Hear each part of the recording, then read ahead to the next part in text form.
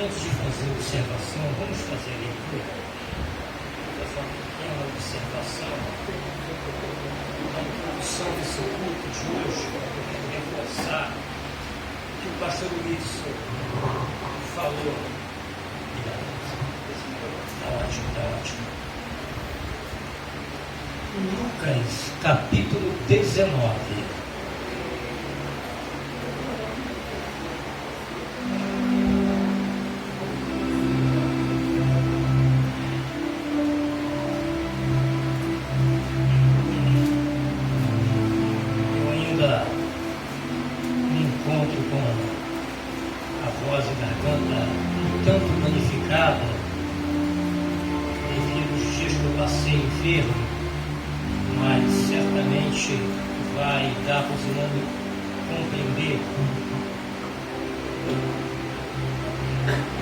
Os irmãos serão acompanhando a leitura, por gentileza, para que não haja contratempo em tradução. Chegando a Jericó, atravessava Jesus a cidade. Eis que um homem rico, chamado Zaqueu, chefe dos publicanos, buscava ver quem era Jesus. Todavia, sendo ele de pequena estatura, não o conseguia, devido à multidão. Por esse motivo, correu adiante da multidão e subiu a uma figueira brava, para então observá-lo, pois Jesus ia passar por ali.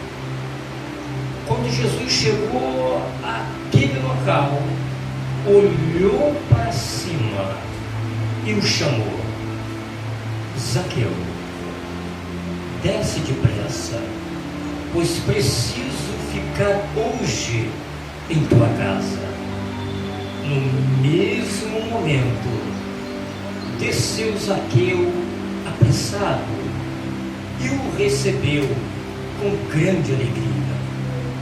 Todos, em meio à multidão que presenciaram o que se passou, começaram a murmurar.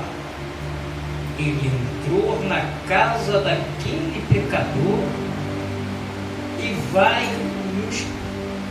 e vai hospedar-se lá.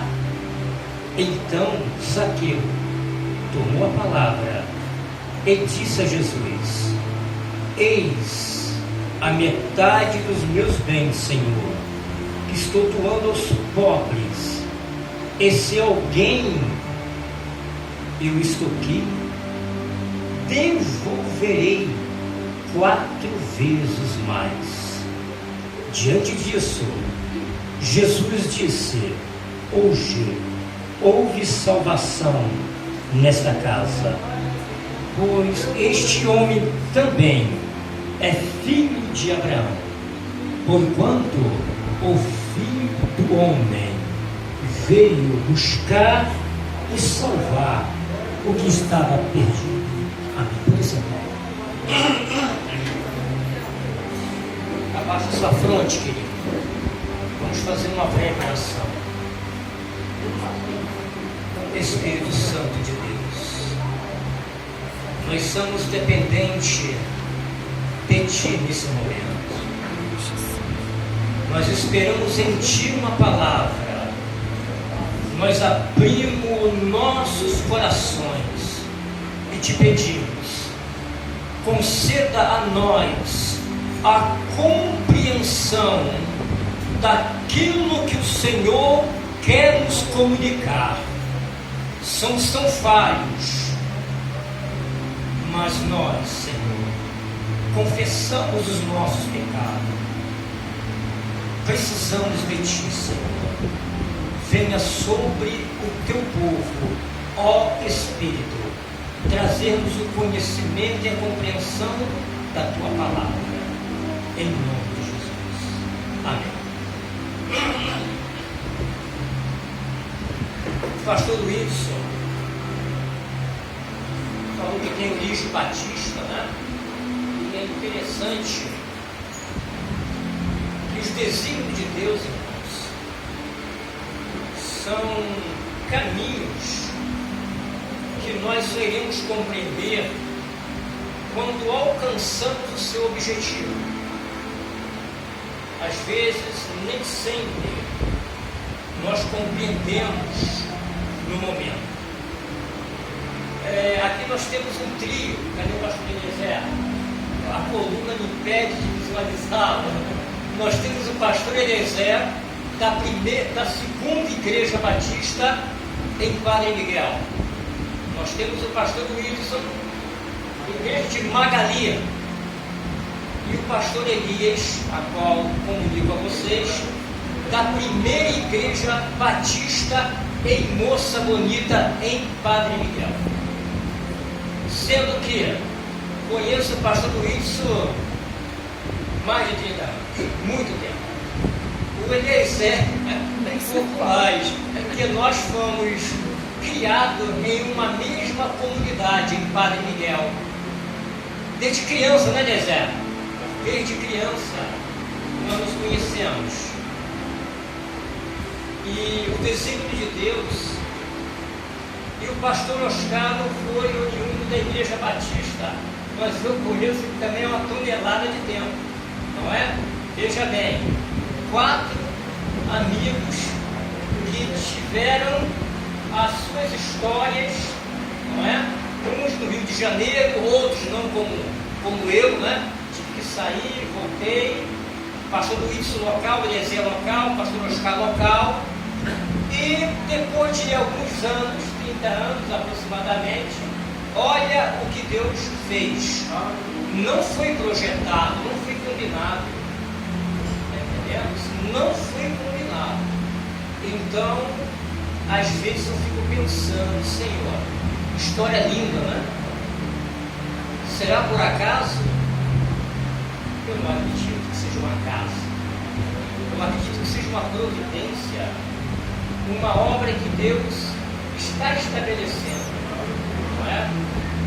E concordo com o pastor Luiz, certamente nascemos na Igreja Batista e agradecemos a Deus pela origem que tivemos, não é?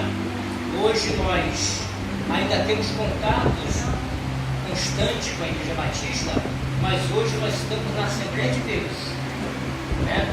Desenvolvendo esta visão. Eu concordo com ele que permanece o nome Assembleia de Deus. Vamos agora, irmãos, tentar falar alguma coisa sobre esse texto. Os irmãos notam que eu não tenho o costume de pregar nos evangelhos, sempre nas cartas paulinas, pastorais, mas pela manhã, meditando nas Escrituras, abri o livro de Lucas e visualizei esse capítulo 19 e vi ali tanto contraste, sabe? Tanta nuance, tantas coisas que chamou a minha atenção.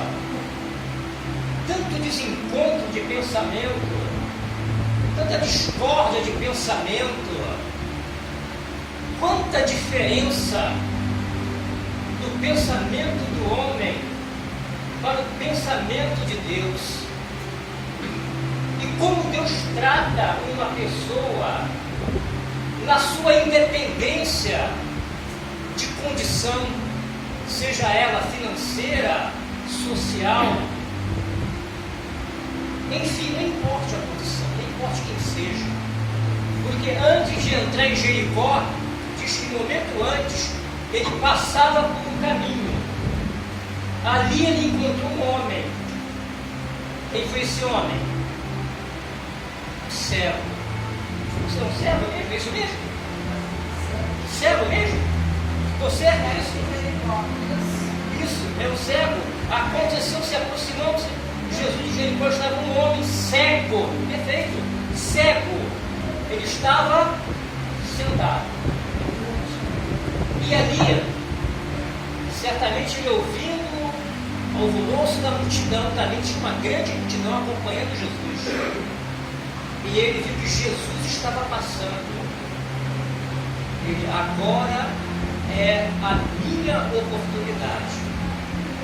Talvez seja a última oportunidade que eu terei. E eu preciso ser inciso. Eu preciso ser valente, corajoso, ainda que eu não enxergue, mas eu vou atrás de Jesus. E buscou a presença de Deus. E o Senhor disse para aquele homem: levanta-te. E diz que o milagre aconteceu e aquele homem passou a seguir a Jesus. Ele era um cego. Ao entrar em Jericó, ali tinha um homem que era conhecido como Zaqueu. Ele era como se fosse um diretor do Ministério da Fazenda. Buscava uma coisa bem elevada. Aquele homem, ele era um homem repugnante para a sociedade judaica. Ele era um homem que era rejeitado, não tinha uma vida social normal, porque sendo um judeu, ajudava o Império Romano a fazer com que os judeus tivessem uma vida mais miserável, mais difícil ainda.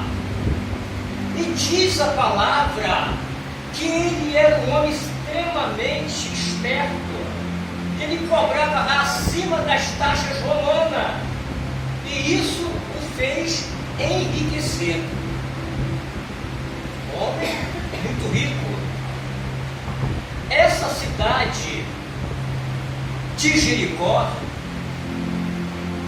é a cidade mais antiga do mundo, e ela era também a mais baixa do mundo, porque ficava a 400 metros além do nível do mar.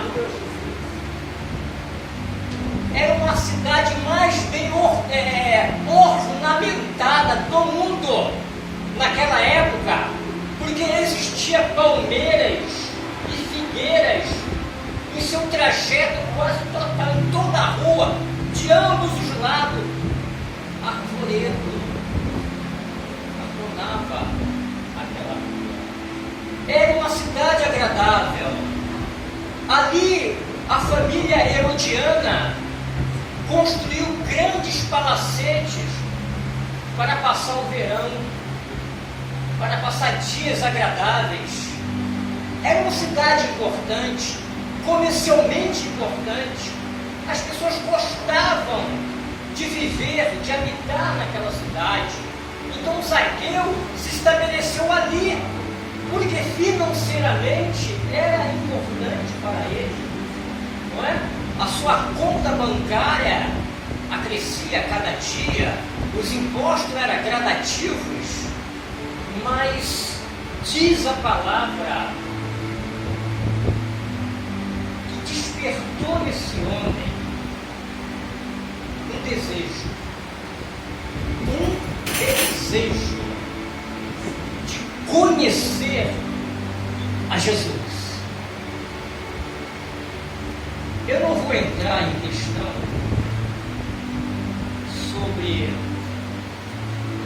um assunto, mas eu acredito que nós somos tão dependentes de Deus, tão carentes de atitudes e ações certas, que até mesmo para que venhamos a tomar uma decisão, nós precisamos de Deus. Tem o que Deus colocou no coração dele, aquele desejo. E diz que para Zaqueu se aproximar de Jesus, existia uma enorme multidão. Aquela multidão era um grande obstáculo para Zaqueu. transtorno. Acontece às vezes isso, né?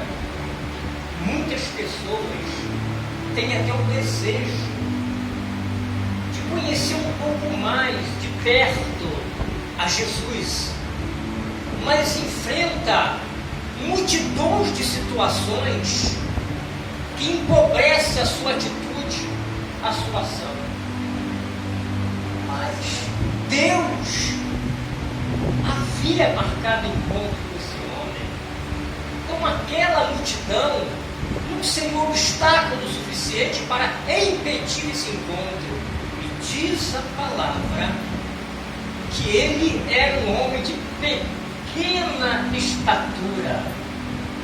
É um homem baixo, eu não sei, não se tem nos históricos, né, a altura desse homem. Mas como a figueira brava, de acordo com algumas traduções, ela era alta, mas ela tinha os seus caules bem próximo ao solo, os seus galhos, né? E ele conseguiu subir na figueira. A gente entende, se ele subiu, qual foi o objetivo de ter subido? Por ser de pequena estatura, porque ali a probabilidade de enxergar, de ver Jesus, seria maior. É o nosso pensamento. Mas você vê na palavra aí, diz que ele não chamou a Jesus, mas Jesus olhou para ele. Foi Jesus que olhou para ele. Eu fico naquela figueira. Meu amado, é tão bom quando nós voltamos um pouco ao passado. A Bíblia diz que nós precisamos sempre retornar ao primeiro amor. A gente vê o primeiro dia, né? O primeiro encontro que nós tivemos com Jesus. Cada um de nós tem história diferente, mas nós podemos nos sentir alegre quando pela primeira vez Jesus olhou para nós e nos chamou pelo nome. Ele chamou Zaqueu pelo nome, não foi? Ou não? Zaqueu, mas ele nunca tinha visto Zaqueu, não é? Mas chamou Zaqueu. Desce depressa, que hoje eu vou habitar em sua casa. Diz que existia ali naquele momento, juntamente com Jesus, uma grande multidão. Aí está o outro contraste dessa passagem, onde na lógica seria o que? A multidão beneficiar a Zaqueu naquele encontro. Isso, Jesus, salve esse homem, perfeito Zaqueu, você escolheu certo, porque Jesus é o Salvador. E todas as pessoas que se encontram com Jesus têm a sua vida mudada. Mas não, olha para a passagem, diz que eles murmuravam.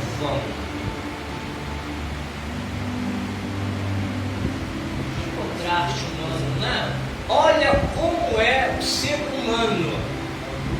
Olha a forma do tratamento de Deus, a visão de Deus, o querer de Deus para o nosso relacionamento com os nossos irmãos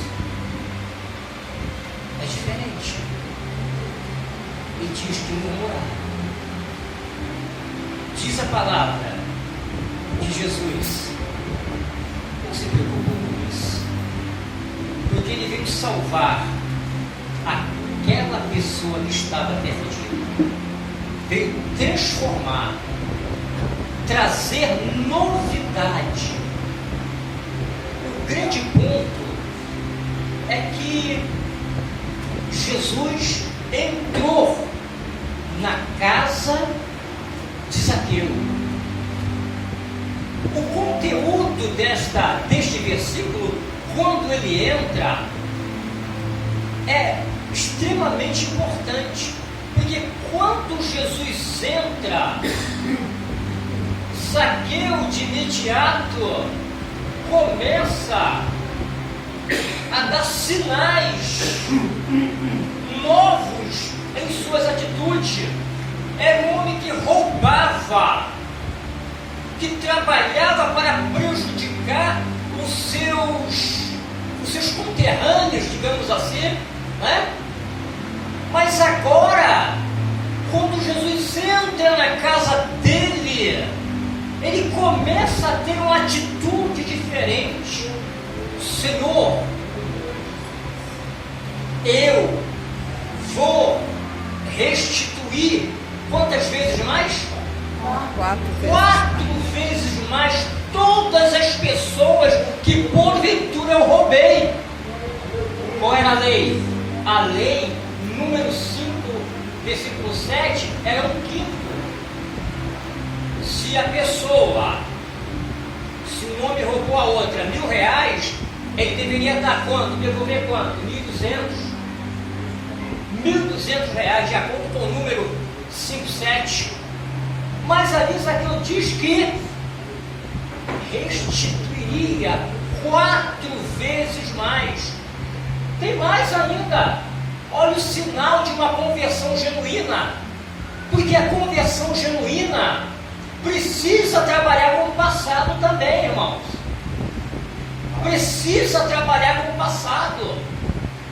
Hoje eu sou crente, eu aceitei Jesus agora. O que diz em Mateus? Tu tens uma oferta para oferecer no altar?